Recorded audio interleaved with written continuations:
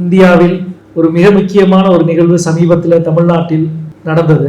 சென்னையிலே இருக்கிற கன்னிமாரா நூலகத்தில் மாமேதை கார்ல் மார்க்ஸுக்கு ஒரு முழு உருவ சிலையை தமிழக அரசு நிறுவியுள்ளது.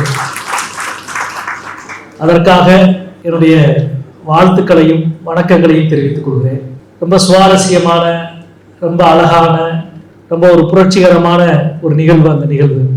உங்களுக்கு தெரியும், கன்னிமாரா பிரபு சென்னையினுடைய கவர்னர், ஒரு ஏகாதிபத்தியத்தினுடைய ஒரு அடையாளம். அந்த வளாகத்தில் கன்னிமாராவின் பெயரில் இருக்கிற ஒரு நூலகத்தில் வாழ்க்கை முழுவதும் ஏகாதிபத்தியத்தை எதிர்த்து போரிட்ட ஒரு போர் வீரனினுடைய சிலையை அமைத்தது என்பது மிக மிக முக்கியமானது. அதிகாரம் எப்பொழுதும் வீழ்த்தப்படும், அறிவு எப்பொழுதும் வெல்லும் என்பதனுடைய குறியீடு கன்னிமாரா நூலகத்தில் கார்ல் மார்க்ஸ் சிலை என்பது. மார்க்சுக்கும் நூலகத்திற்கும், மார்க்சுக்கும் நூல்களுக்கும் லண்டன் நூலகத்தில் L13 அதான் அவருடைய நிரந்தர இருக்கை, 30 வருஷம்.